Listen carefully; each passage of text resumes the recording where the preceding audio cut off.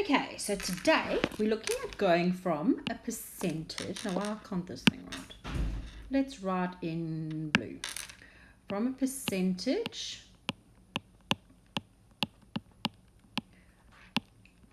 so that to a fraction. Now, this is really simple. Simple because a percentage is always out of 100. Okay, we know that. So if we've got, for instance, 35%, okay, so they say, here you go, 35%. We know that it's 35 over 100.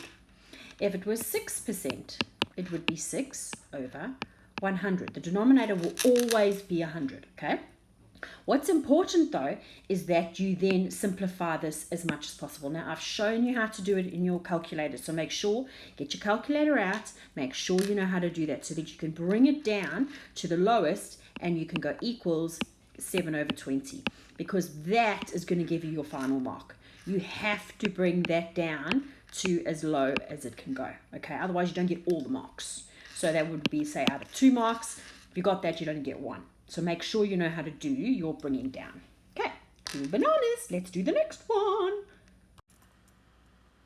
Right, so now we're going to get to the next part where there's a decimal. Oh, heck, a decimal. So what are you going to do if you get something like this? 3.6%. Well, your first instinct would be to go 3.6 over 100. Now, that's fine, but you cannot have a decimal point in your answer. Okay, you can't have a decimal point in a fraction. It's not right. So what do we do? Well, first of all, what we've got to do is we've got to get rid of this decimal place. So what we do is we actually take it and we move it one step out. So we put it over here.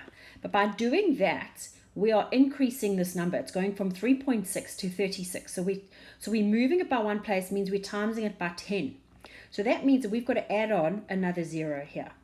So now we've got, I'll go back to green. So now we've got 36 over 1,000. So we've effectively got rid of that decimal. Now we put it into our calculator, and I'll do mine now. 36, and it was 1,000.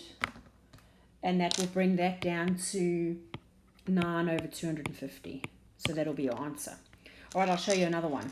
Let's say we've got 4.2, okay, percent. So you go, all right, well, it's 4.2 over 100 because that's what I've been told to do. Oh, problem, I can't have a decimal place in my fraction. So I move it one place out, which means if I move it one place, I have to have one decimal. If ever you have to move it 2 places out, you put 2 zeros, okay? So whichever times you're timesing it by, because you're only timesing it by 10, you just put 1 0 on, all right?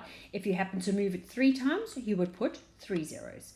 So we move it 1 time, so now we've got 42 over 1,000, and we now put that into our calculator so we can bring that down 1,000, and we get 21 over 500. So put your equal signs in and show you're working out as well, all right?